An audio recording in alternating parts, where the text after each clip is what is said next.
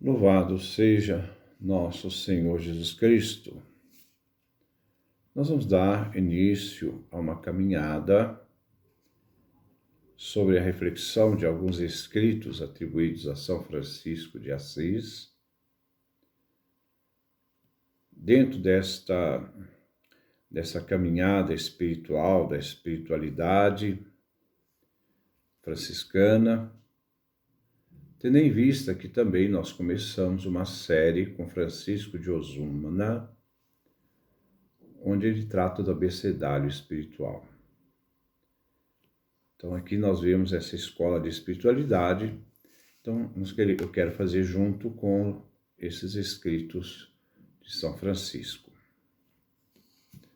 São Francisco nasceu em 1181, junho ou dezembro, não se tem muito certo, em Assis.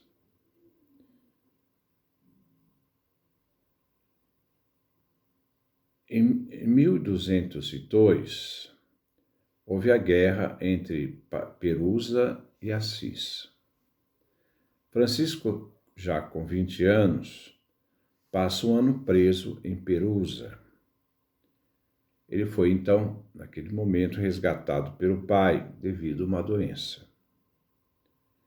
Nesse tempo, parece que a família de Clara estava refugiada em Perusa. Ela tinha mais ou menos 8 a 9 anos de idade. No ano 1204, ele teve uma longa doença. E, na primavera de 1205, ele parte para a guerra na Apulia, no sul. Ele vai voltar após uma visão e mensagem de Spoleto. Começa então uma conversão gradual de São Francisco de Assis. Em 1205, no outono, ele recebe a mensagem do crucifixo de São Damião. Aí começa também o conflito com o pai. Em 1206, ele tem uma questão diante do bispo Dom Guido II, que foi bispo de Assis de 1204 a 1228. É justamente na primavera deste ano, em Gúbio, que ele cura dos leprosos. No verão, ele volta a Assis, veste-se de eremita e começa, então, a reconstrução da capela de São Damião. Com essa construção está o fim do processo de conversão. Mais adiante, na vida de São Francisco, em 1208, janeiro ou fevereiro, ele trabalha na reparação da igreja de São Damião, São Pietro e Santa Maria degli Angeli, ou Porciúncula. Em 1208, em fevereiro, houve o evangelho na missa de São Matias, na Porciúncula, sobre a missão apostólica. Muda as vestes de eremita e passa a usar as de pregador ambulante, descalço. Início, então, da pregação apostólica realizada por São Francisco. É aqui mesmo que começa o estilo da vida franciscana, vida apostólica de presença. 16 de abril de 1208, ele recebe em sua companhia os irmãos Bernardo de Quintavalle e Pedro Catani. No dia 23, recebe o irmão Egídio na Porciúncula. E assim nós vamos ver crescendo cada vez mais os seus companheiros que querem viver a vida de Francisco, como ele vive. Em 1209, Francisco escreve breve regra e vai a Roma com 11 companheiros. Obtém a aprovação do Papa Inocêncio III, mas uma aprovação só oral. Seria esta a primeira regra. Né? Na volta de Roma, eles passam pela cidade de Orte. Se estabelecem no Rio Otorto, perto de Assis, um rancho abandonado. Ainda também em 1209, os frades mudam para Porciúncula. Essa pequena igreja era dos beneditinos de Cluny, que emprestaram então que emprestou a igreja para Francisco. Foi a Porciúncula que tornou-se o berço da nova ordem. Em 1212, na noite do domingo de Ramos, a nobre e jovem Clara de Favorone foge de casa e é recebida na Porciúncula.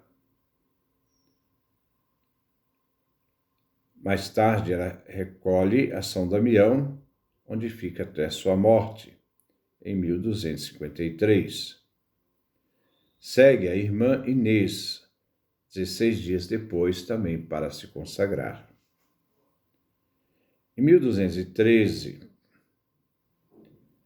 8 de maio, o conde de Chiusi, Orlando Catani, oferece a São Francisco o Monte Alverne, Laverna, perto de Arezzo, na Itália, para servir de eremitério. É o monte da crucifixão de Francisco em 1224. Em 1213, Francisco quis ir em missão a Marrocos entre os muçulmanos, mas ele só chega à Espanha, onde adoece gravemente e retorna então à Itália.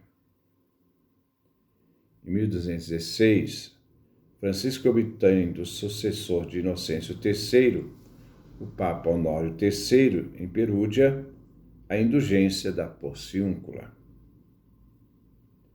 Em 1217, é o capítulo geral de Pentecostes na Porciúncula dos franciscanos.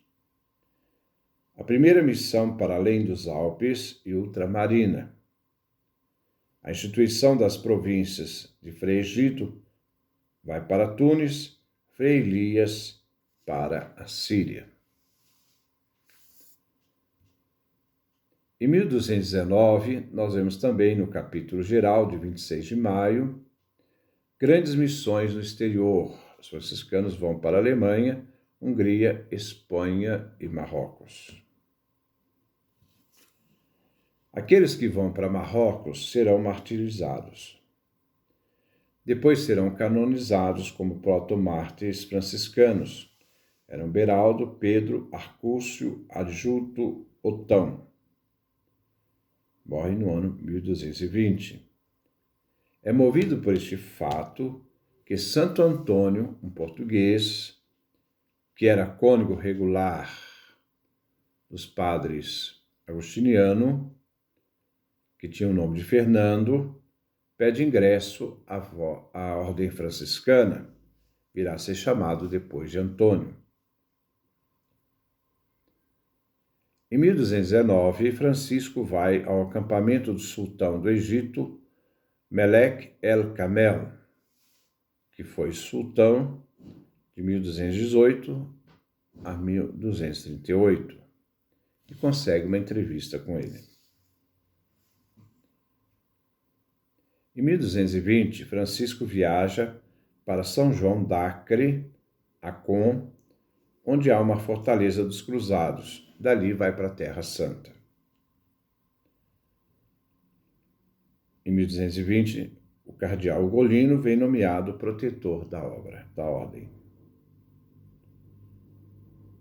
E Francisco também, nesse ano, entrega o governo da ordem a Frei Pedro Catani como seu vigário.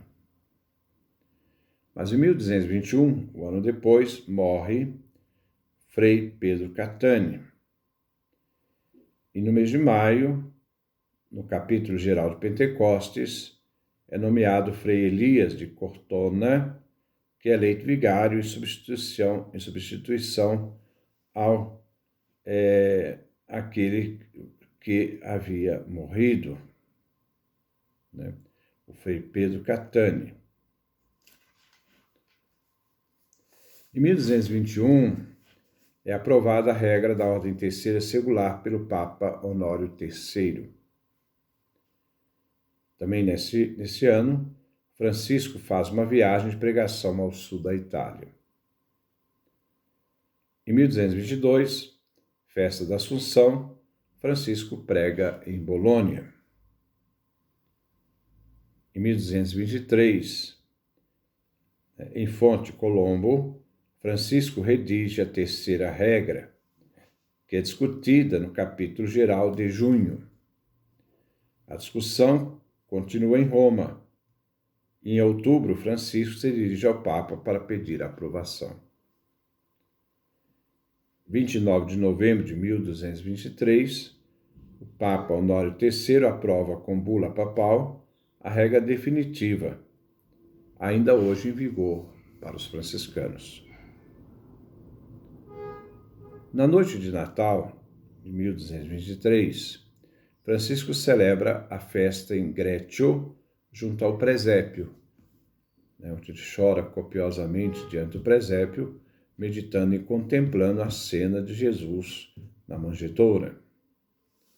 Em 1224, 2 de junho, segue a missão de frades para a Inglaterra. É nesse ano também que Frei Elias vem advertido em sonho que Francisco teria ainda mais 2 anos de vida.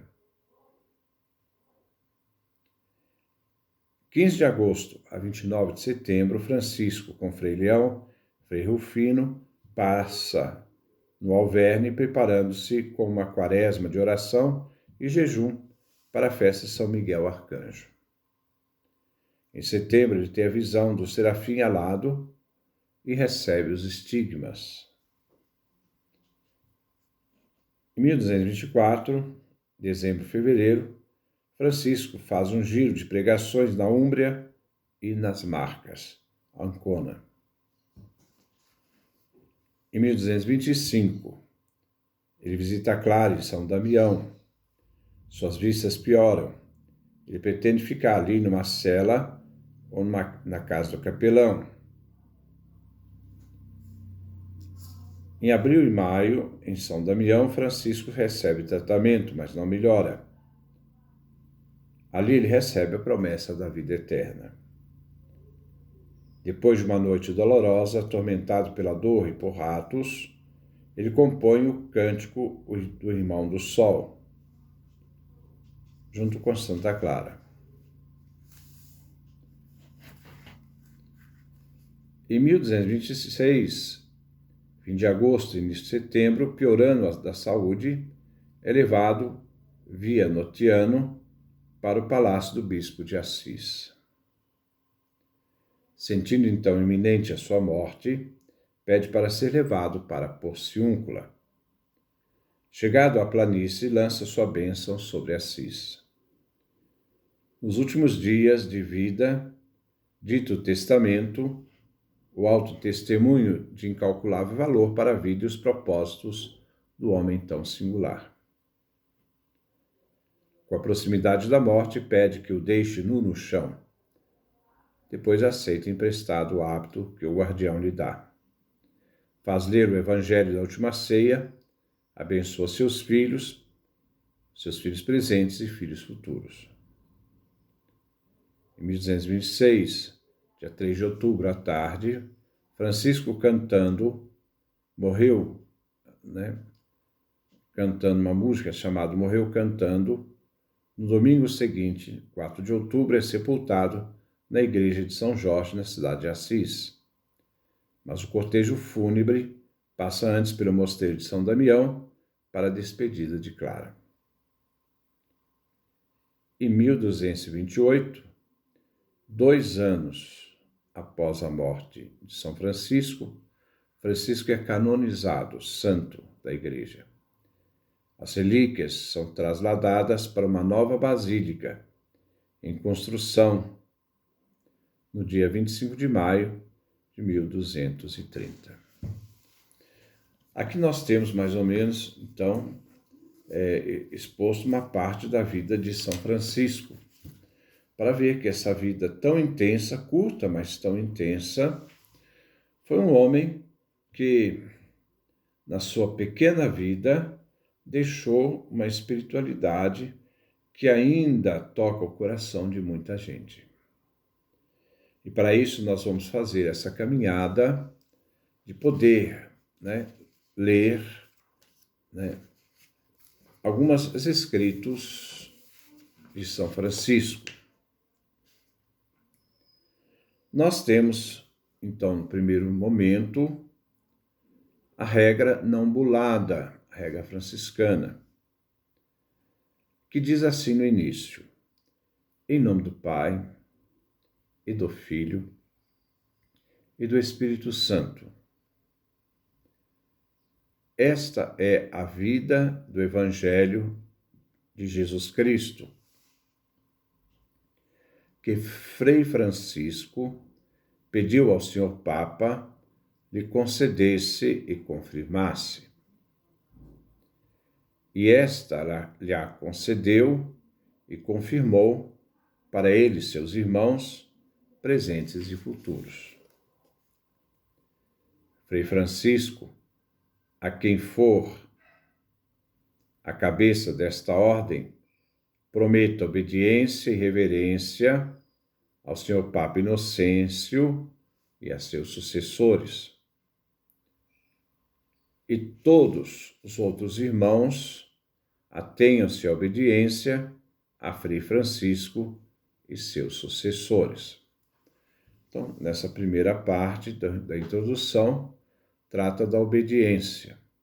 A obediência de Francisco e seus discípulos ao Papa e a obediência dos franciscanos, os amigos de São Francisco, que devem obediência a Francisco e depois aos sucessores de Francisco na ordem. Os irmãos devem viver sem nada de próprio. Então, os cristãos devem viver sem nada de próprio e em castidade e obediência. Esses três pilares são fundantes para a ordem franciscana e também para outras ordens religiosas: pobreza, castidade, obediência. A regra e a vida destes irmãos é esta: viver em obediência, em castidade e sem nada de próprio, e seguir a doutrina e os vestígios. É interessante notar, em um determinado momento, que São Francisco diz que o melhor frade pode ser comparado a um defunto, porque onde o superior coloca, ele fica. Mostrando essa questão de estar totalmente submetido a uma autoridade, não como uma realidade de escravização, mas como liberdade de disposição para que o serviço da ordem possa ser também disponibilizado a várias realidades que precisam da presença, no caso ali, do frei, do irmão. Se queres ser perfeito, vai, vende tudo o que tens, dá aos pobres e terás um tesouro no céu. E vem, segue-me. E se alguém quer vir após mim, abnegue-se a si mesmo, carregue a sua cruz e siga-me. Igualmente, alguém quer vir a mim e não odeia pai e mãe, esposa e filhos, irmãos e irmãs, até mesmo a sua alma, sua vida, não pode ser meu discípulo. E todo aquele que deixar pai, mãe, irmãos ou irmãs, esposa ou filhos, casas ou campos, por causa de mim, receberá o cêntuplo e possuirá a vida eterna. Então, é um momento importante que ele fala aqui, no primeiro momento, da obediência fundante. Depois ele fala da pobreza, né? Essa disposição livre para seguir Jesus, para buscar a perfeição de vida, mas não se pode ter nada de próprio, então tem que viver essa vida sem posse nenhuma, para não ser escravo de nada, e entregar totalmente a sua vida para seguir Jesus. Isso aqui nós temos toda uma radicalidade importante para aqueles que querem buscar a perfeição. Nem todos são capazes de buscar a perfeição. Para isto, né, Jesus no Evangelho vai dizer: basta viver os mandamentos, mas claro, os mandamentos a partir da perspectiva de Jesus Cristo. O Antigo Testamento já revisto, e também esse Antigo Testamento que tem uma perspectiva nova que Jesus Cristo dá e que muitas vezes os fariseus não eram capazes de perceber. Por exemplo, se dizia, né, no Antigo Testamento: amai os vossos inimigos, né? O amor ao próximo faz parte, né? Depois ele diz: odiai, né, aqueles que vos perseguem. Ele diz: não vamos odiar, né? Nós devemos perdoar. Ele vai dizer assim, depois, continuando, né, o Evangelho, que é o capítulo 5 de São Mateus. Ele vai dizer: amai os vossos inimigos, fazei o bem àqueles que vos odeiam, rezar por aqueles que vos perseguem. Quer dizer, Jesus vai dar uma nova tônica à questão do amor, que não reduz simplesmente a um compromisso de abertura ao outro, mas também, inclusive, às pessoas que são contrárias a nós. Então, essa atitude de perfeição, ser perfeitos como o Pai do céu é perfeito. Então, sempre estar livre, nunca ser escravo de nada, viver a pobreza radical, a entrega total. Hoje no mundo é muito difícil, porque é um mundo onde as pessoas procuram ter coisas, se apegam às coisas, procuram segurança nas coisas, e essa realidade de São Francisco de viver totalmente na gratuidade, de não ser escravo de nada, ser livre, mas também estar sempre atento à obediência, né, que significa obiaudire, estar sempre disposto a ouvir o superior, né, e também realizar aquilo que o superior precisa para o bem da ordem. A ordem está em primeiro lugar nesse caso. Depois ele vai falar também da castidade. Mas aí depois nós vamos seguir com o nosso segundo ponto, da recepção e das vestes dos irmãos. Paz e bem para todos.